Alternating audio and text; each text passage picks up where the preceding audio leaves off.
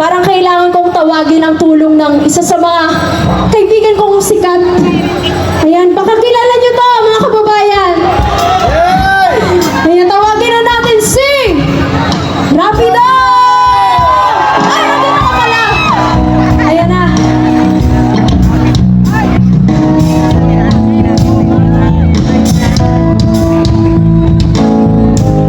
Okay pa ba kayo, mga mahal na kababayan? Enjoy natin kahit tayo pasang-basa ng ulan. Gusto ko lang itong simulan. Idol Black Knight, mayroon mo na ng awiting ito.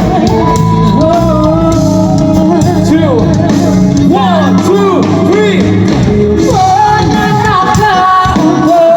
Sabay-sabay!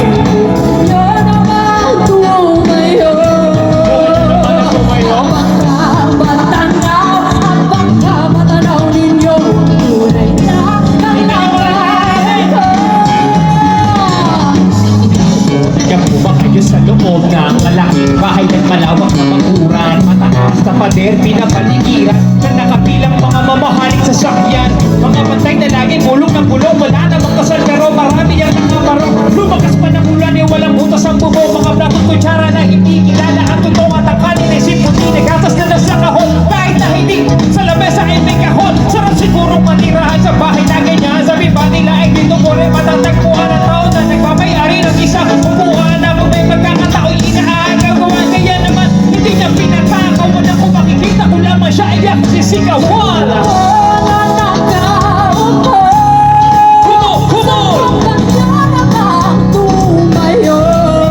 Yasin at baka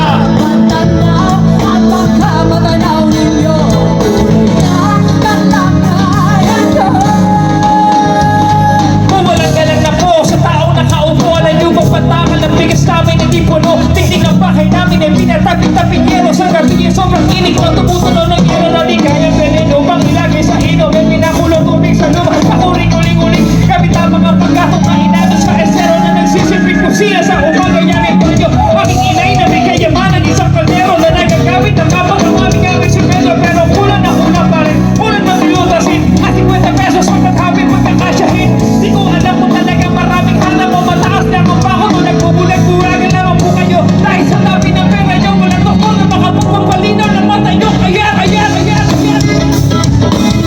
Huwag kang masyadong halata. Isig Laban Pilipinas!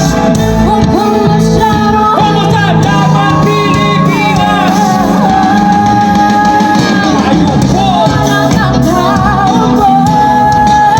Subukan nyo naman! Yasin! At baka matanaw ninyo ang tunay na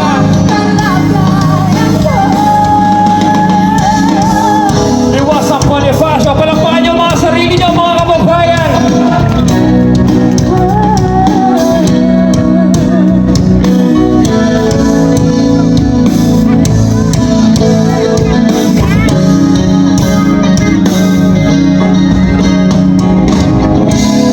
Iyon!